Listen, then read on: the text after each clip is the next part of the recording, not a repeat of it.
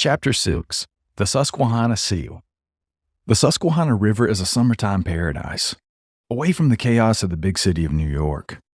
Abundant in resources, the Oyster River begins in Otsego Lake in Cooperstown and flows all the way down to the Chesapeake Bay. The water played an important role in the discovery of the state of Pennsylvania. But what's lurking below the surface might be even more interesting. According to Indian legend and later confirmed by discoveries during excavations in the 1900s, there were once giants who roamed these lands, and some had horns. But the legend doesn't stop at bones. There have been many recent sightings of mysterious creatures along one of the oldest rivers in the world. The Wendigo suffers from starvation, no matter how much meat it consumes. Some would say it's a mercy to kill one because living with the Wendigo appetite is worse than dancing with the devil himself, and his tune will never end.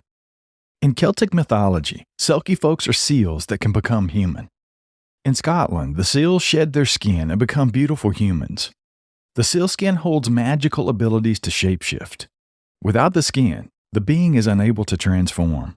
There are many stories of human and Selkie encounters. One man was drowning and doomed when his wife turned back into a seal and thankfully rescued him. Other men tried stealing the seal skins for themselves, only furthering the distance between the two races. Many witnesses compare the Susquehanna seal to a feared cryptid down under, the bunyip. Bunyip translates to devil and evil spirit. The water-dwelling monster lurks in swamps, billabongs, rivers, and waterholes. The creature is known for hunting humans and large animals. They love the taste of children, women, and foreigners. They are said to have tusks, feathers, claws, scales, horns, and supernatural powers. Aboriginal tribes avoided riverbanks and night walks. There are many children's books and at least 9 different tribal variations of this mythical creature. Newspapers reported that the bunyip had a head of a crocodile, dark fur, and the tail of a horse. Other witnesses claim the tail is serrated, like the tail of a stingray. They have flippers and evil, conniving eyes. Some tribes describe an aggressive one-eyed creature with a mouth on its stomach. There have been bones and skeletons found deep in caves that led to multiple declarations of the bunyip being an undiscovered, living, breathing animal. Sightings to this day are still piling up in the Baggy Greens. When I was 12, my family visited Cooperstown for the Dreams Park baseball tournament. We were one of the best teams in the state of Ohio, and we were invited to play in the famous international bracket. I was excited to see the Hall of Fame and compete against some of the best in the world.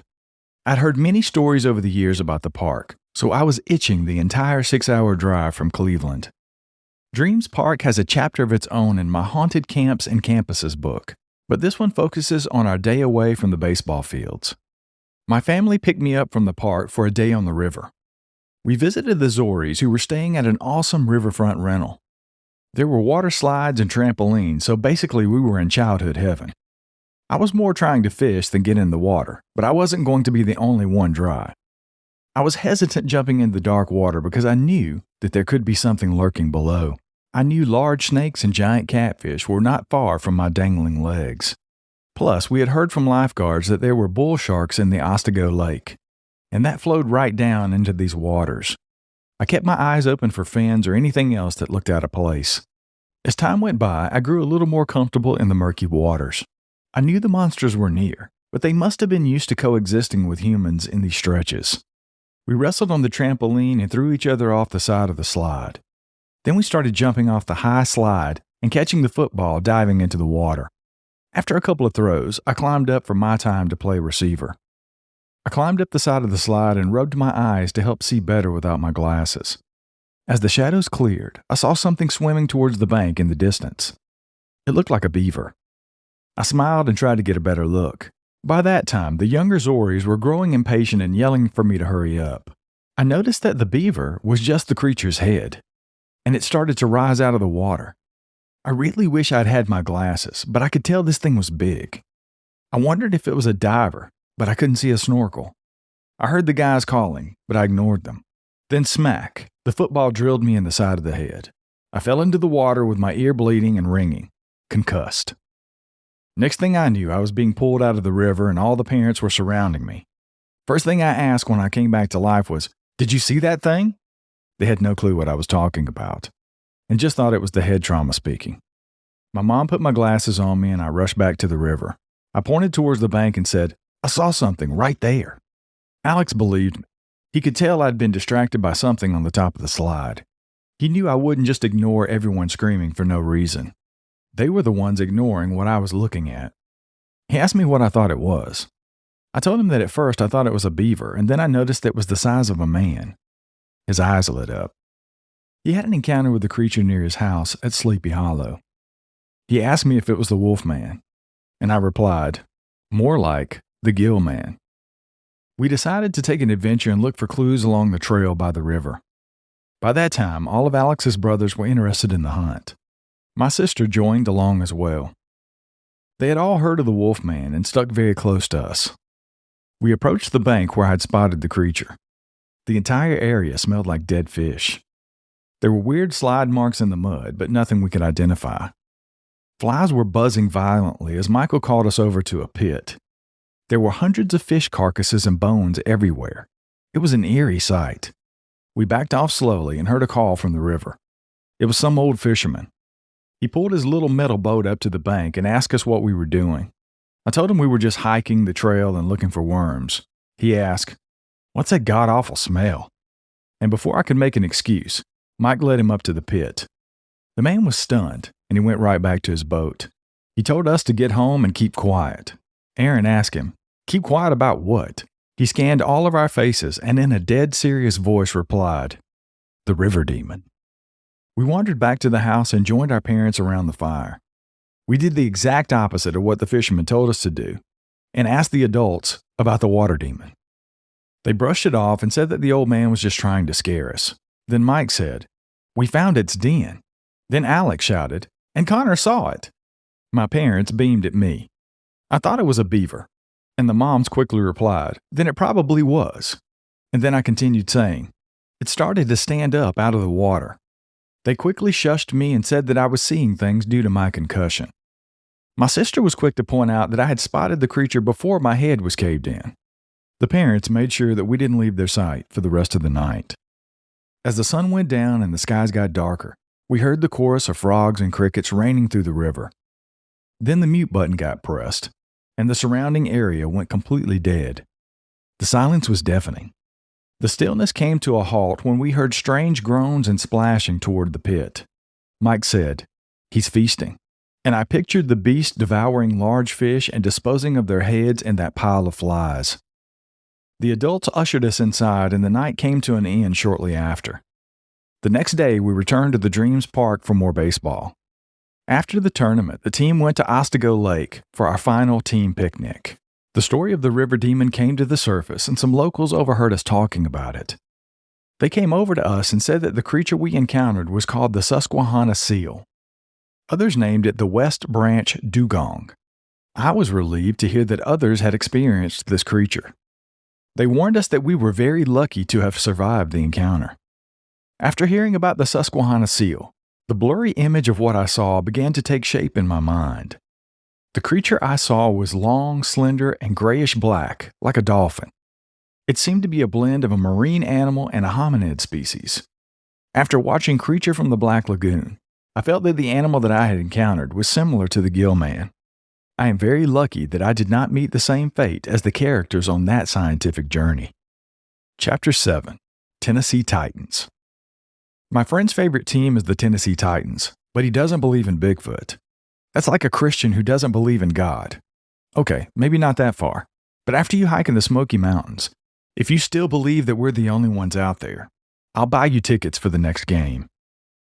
There have been mysterious disappearances and decades of first-hand encounters that paint a clear picture of why the baseball team got their name. I can assure you of that.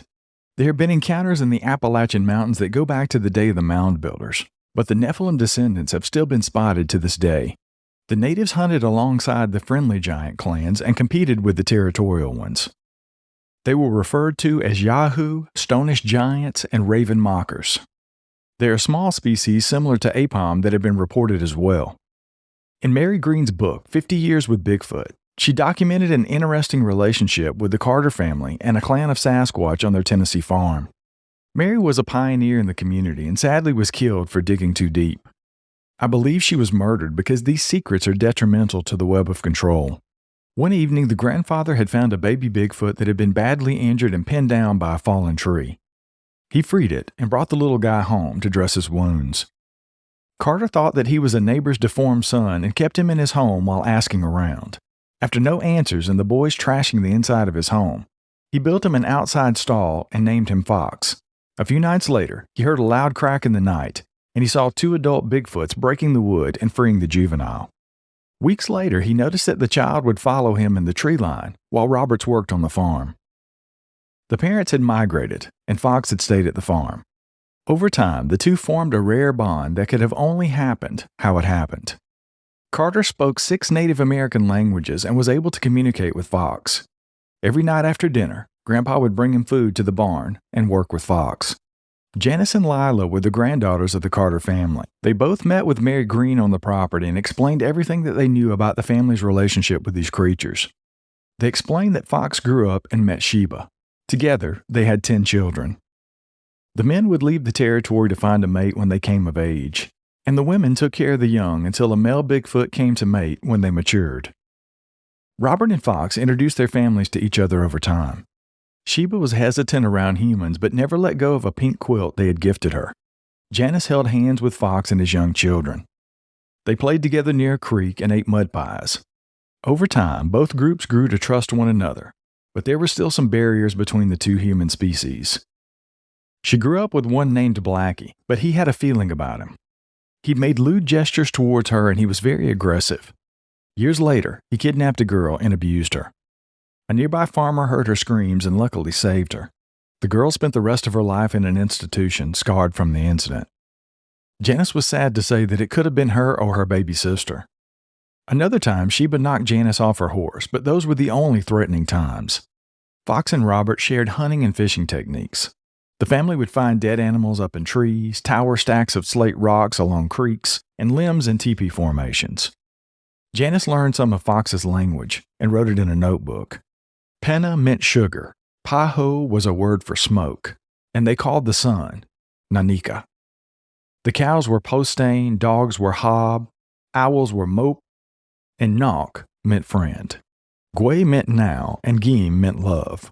Their friendship broke barriers known to most men. When Grandpa got older, Fox would visit him near the porch. He would sleep in the cellar when it would get cold. He broke open all the canned foods one winter when Robert didn't feed him. The family had plaster casts of Fox's daughter Nikki and her mate Bo. They often found scat and animal bones on the farm's property. Fox visited Robert often, and in his final days knew that he was near the end. They were best friends. Years later, when Janice and Lila came back to the property, they rarely saw Fox but could still feel that he was out there. When Mary Green was visiting the farm, an older gray Bigfoot was captured on camera, keeping a close eye on the group from the woodline. This was the last we heard of Fox. May this bond be forever remembered. This footage was broken down by Scott Carpenter, another Tennessee man with an interesting relationship with Bigfoot. Scott has written multiple books on Sasquatch, and he's even worked on DNA genome projects. He has captured countless encounters and faces on his hiking camera. He has had a Bigfoot follow him home for over 50 miles. They have left gifts and been spotted by his neighbors. Scott is Christian-based and believes that they are children of the Watchers. He has rebuked the Nephilim from his property, but they still follow him every time he hits the trail. Sadly, not everyone escapes unharmed. There have been many people who have vanished from the Appalachian Mountains, and in particular the Great Smoky Mountains National Park. Rangers have been attacked and are well aware of other forces that lurk in these protected lands. In 1969, tragedy struck when a young boy vanished while camping during a Father's Day weekend that changed the Tennessee landscape forever. Dennis Martin was 6 years old when he disappeared at Spence Field in 1969. He was camping with his older brother and dad on June 14th. Another family, also named the Martins, arrived with 2 sons as well. The 4 boys were playing hide and seek and wanted to prank their parents. The boys were going to hide on each side of the trail and jump out and scare the adults. Dennis was wearing a bright red sweatshirt, so he was told to go to the other side of the trail. That was the last time Dennis was seen. Well, maybe. The Key family was nearby at Rowan's Creek searching for bears when they were startled by something in the woods. They heard a ferocious shriek and saw a large, hairy being in the woods. They said it was an unkempt giant man. The keys also mentioned that the creature had something flung over its shoulder. And that thing was red. The FBI quickly said the incident was not connected to the disappearance and swept it under the rug. Mr. Martin was furious when he later found out about the encounter from the newspaper. He made the hike himself and proved that the trek was clearly possible. When the record-breaking search party arrived, so did the storms. There were torrential downpours for the next 3 days that wiped away any evidence that could have possibly been found. The search and rescue workers then witnessed the Green Berets arrive. The park was emptied while the jungle fighters arrived for their mission. Dennis Martin's body was never found. A footprint of a shoe similar to Denny's was located but ultimately led to nothing. A ginseng hunter claimed to find a boy's skull but waited 20 years to report it due to the fear of being arrested for illegal activity. No more leads were ever officially documented, but many locals claim to know what happened to the boy. The locals know that Dennis wasn't the only one. Many children had been taken from the Smokies, and many local families had no choice but to fight back. Other hunting groups were employed to take care of the problem. Elite marksmen and trackers were hired to exterminate the wild people. This is what the Green Berets had been brought in to do. The creatures had broken the treaty, and it was time for them to pay. Sadly, there have been bad things done by both sides, and many innocent lives were lost. The FBI official who was overseeing the Dennis Martin case ended up committing suicide shortly after the search was called off. Many say that he could not live with himself after he saw what the Green Berets pulled out of the forest. The soldiers killed many women and children and Sasquatches that were sadly collateral damage in this horrible situation. I truly wish there were more stories like the Carter family and less missing 411 cases around the world. In January 2013, Bert and I were driving from Cleveland down to Orlando to do video work for the USFTL, National Flag Football Championships. It was over 1,000 miles and 16 hours of road time at best. We left in the evening and heard warnings of a bad snowstorm in the mountains. We took the turnpike, 77 South, and it was known to be dangerous even in the best of conditions. We kept an eye out for deer while talking for hours. Time flew by. My radio suddenly turned on and we laughed that we had been talking nonstop for a good 6 hours without it. We relaxed to some good music while going the speed limit. The snow was thick and each turn had a cliffside of thousands of feet. We were definitely ready for the Florida sunshine. This was our escape every January from the cold. After a while, zoning out, focused on the road, in southwest Virginia near the Tennessee border, we both jolted up, pointing, saying, "Did you see that?" We had both seen the same thing. A giant figure stepping down a bank from a very large tree on the right side of the road. It disappeared into the darkness as we approached it with our headlights. I slowed down to take a look back, but we both knew that we couldn't get very far in the snow, and it wouldn't be very safe for the other cars that were approaching. The adrenaline sure woke us up, but we both knew it was time to get off the road. There wasn't a rest stop for many miles, so we had to find the first place that we could stop for the night. We were both dozing off, and luckily I found a pull-off where several semi-trucks had set up for overnight. We pulled up between them, shut the car off, and bundled up. Before we fell asleep, we joked about what we had seen. It was either a giant, a Bigfoot, or a walking tree. We laughed, but I was nervous about sleeping so close to the woodline. Bird was more worried about the cold. He reminded me of the stories that he had told me growing up about the Wolfman.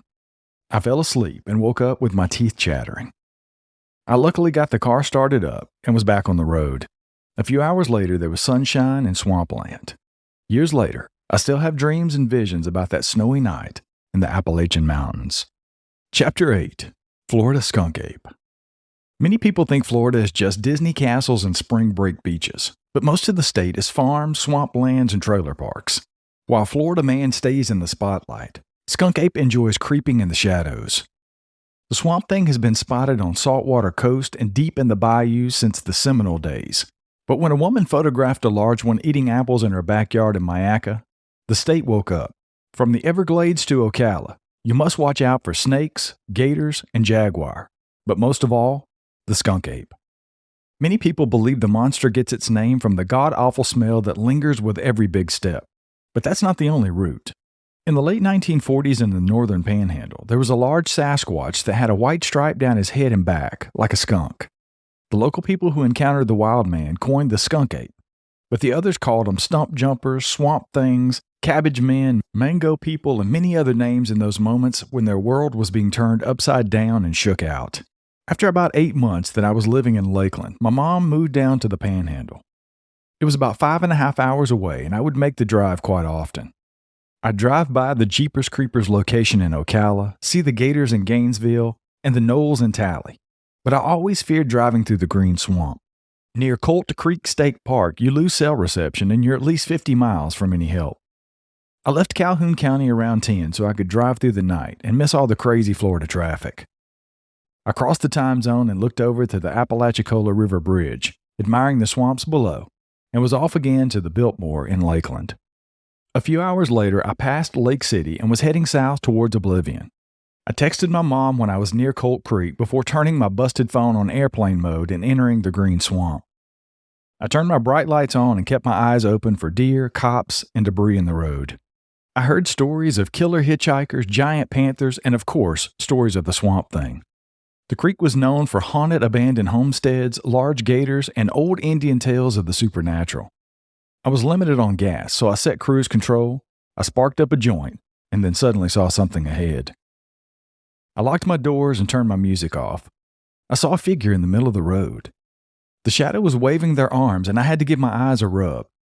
A car was pulled off on the side. I couldn't believe it. I thought I was being set up. It was a woman, and she looked like she needed help. I pulled off to the side of the road, and she came running to my car. She said that her tire popped and she couldn't get her spare on. I was relieved and said I could help. She stopped me and said that she knew how, but she couldn't. I said that maybe my equipment would work, and I popped my trunk. She slammed my trunk down and said, "No, I can't, 'cause something's out there," while pointing towards the woods. I asked her if it was a man, bear, or what. She said it was a werewolf. She said it growled at her. I figured it was just an angry panther, and I popped my trunk again. I gave her a flashlight and told her to give me some light, and she kept shining it towards the woods. Maybe it was a rabid yodi. After a few minutes, I had the car jacked up and the tire just about off when I heard something shuffling in the tree line. I didn't pay much attention to it until my workplace went completely dark.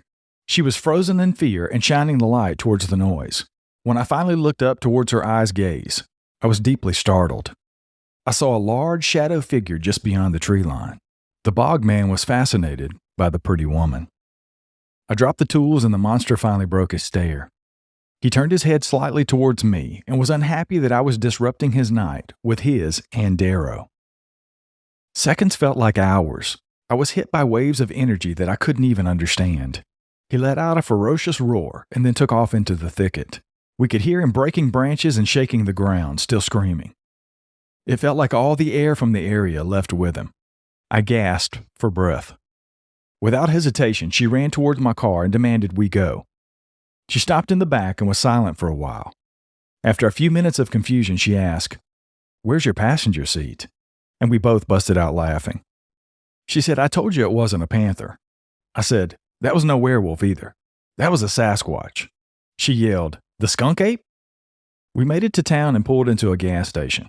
I was filling up when a sheriff pulled in behind me. The woman ran over to him and told her story. He approached me and I was a little bit nervous. He thanked me and said that I may have saved her life out there. There had been many sightings in that stretch, and some of the encounters were quite aggressive. The pretty woman ran over and gave me a hug. She said that the sheriff would drive her back to her car, and she was very thankful that I'd showed up. She offered me money for my lost tools, but I wasn't worried about it. I told her good luck on her journey and was back off into the night. I was glad I pulled over and didn't just keep driving. I didn't need that on my conscience.